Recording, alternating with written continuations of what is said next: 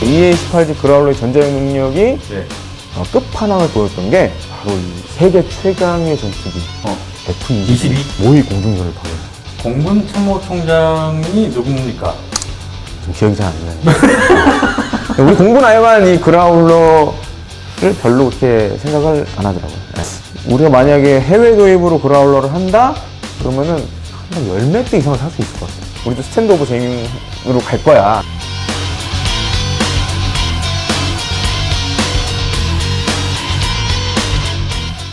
그래서 실전 투입이 2011년 이제 리비아 공습했을 때 오디세이 새벽 작전에서 오디세이 작전. 네, 5대의 그라울러가 네. 이탈리아 아비아노 공군 기지에서 출격해서 네. 그때 이제 리비아군 방공망을 이제 마비시키죠. 네.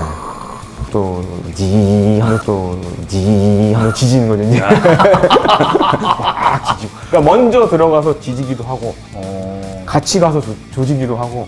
네, 그런 이제 임무를 시행했고 지금도 이제 뭐 세계 여러 나라의 전투에서 그야말로 빠지지 않고 하고 있죠. 그러니까 우리 한미 제가 앞서 말씀드린 맥선더 때도 보면은 네. 꼭 공격 편대군에 이 EA18G가 항상. 그라울러가 포함이 항상 돼 있어.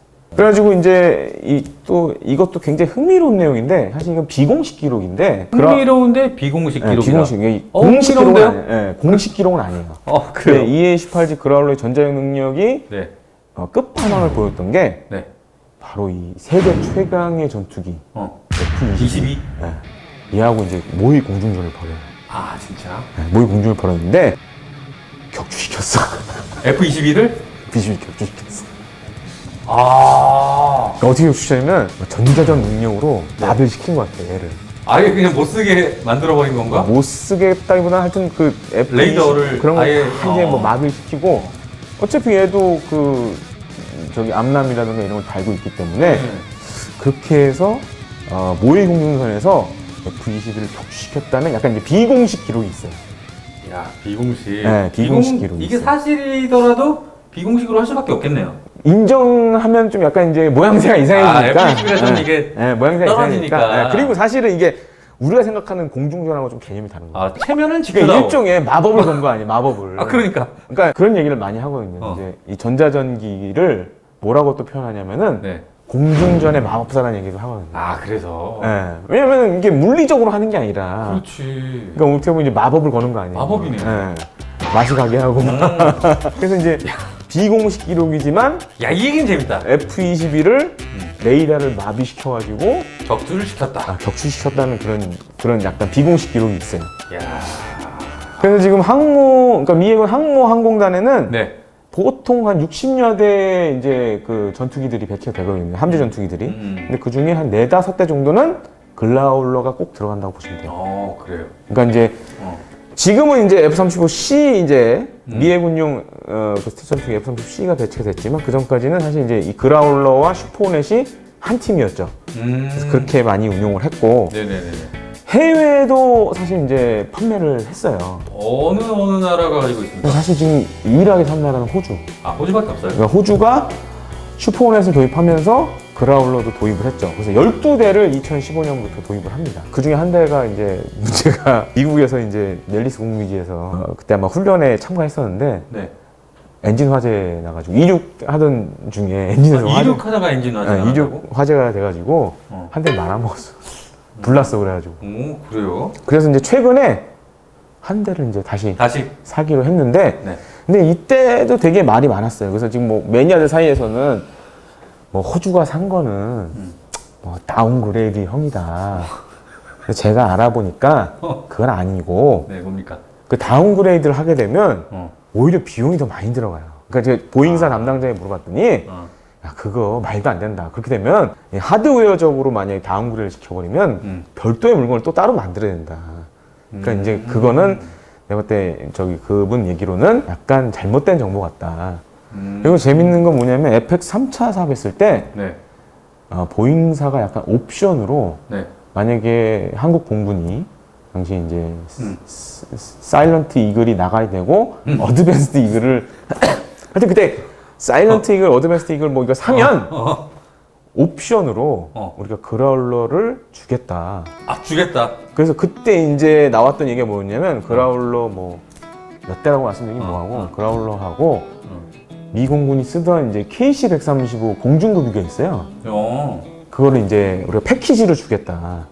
라는 제안을 했었어요. 패키지로 주겠다. 참 장사 참 잘한다. 네. 그러면 이제 그렇게 되면 굳이 F-35의 스트레스 성능이 필요 없어도 얼마든지 한국 공군 능력을 발휘할 수 있다. 그러면서 한번 이렇게 그런 제안을 했었죠. 3차 사업 때. 그러니까 전에 그래서 그라울러를 한국이 도입을 할 수 있다라는 얘기를 제가 들은 적이 그래서 있어가지고. 이제 그 몇몇 분들이 좀 잘못 알고 계신 게 있는데 네. 그라울러는 한국에 안 판다. 뭐 이런 얘기가 좀 돌았던 적이 있어요. 소문이 있었어요. 분명히 우리 팬들 중에도 네. 아마 그런 댓글을 쓰실 분들이 있었을 거예요. 근데 생각을 해보세요. 지금 우리 공군이 글로브로크 있죠. 네.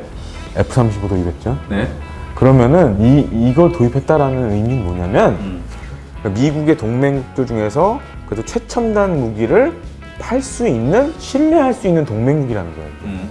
그래서 사실 뭐 보잉사 분들도 얘기하지만 얼마든지 한국이 도입할 수 있다. 그라울러는 그런 문제는 없다. 그러니까 수출 이 허가 문제는 사실상 없다. 그래서 사실 우리 군이 지금 사실 전자전기 사업을 하고 있어요. 그래요. 전자전기 사업을 하고 있는데 네. 우리 공군 같은 경우에는 우리 좀 이렇게 매니아나 저도 그렇고 사실 그라울러 도입하면 좋을 것 같은데 공군은 이걸 또 싫어하더라고. 왜? 이게 재밌는 게 한국 공군은 이제 미 공군의 영향을 받잖아요. 그렇죠. 그러니까 미 공군이 앞서 말씀드린 EF-111 레이븐을 내보냈단 말이에요. 퇴역시켰단 말이에요. 그러면서 스탠드 오브 제밍만 했단 말이에요. 원거리 제밍만 이게 우리의 미 공군의 컨셉이다.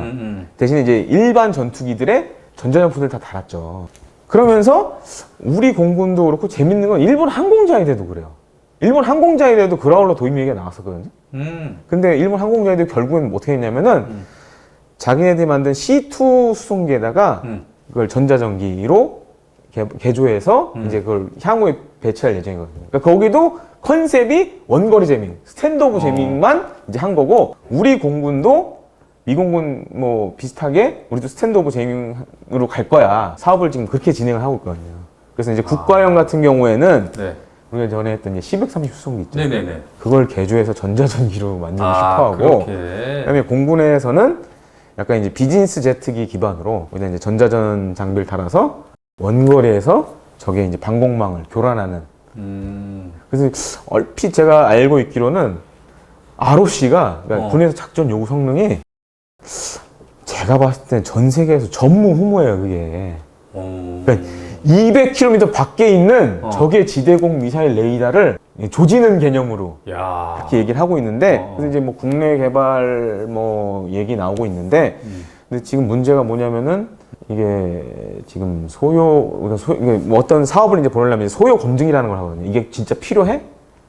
군에서. 그래서 이걸 했는데 약간 어떤 기관에서 이거 태클 겁니까? 태클을 거는 상황이라 좀 가기 좀 어렵지 않나 지금은. 그래서 지금 좀 약간 유야무야 막 이런 돼가고 있는데 이제 매니아 분들은 거기에 또 분개하신 분들이 좀 많죠. 사실 저는 이제 사실 이제 그라울러 같은 경우에는 세 가지가 되잖아요.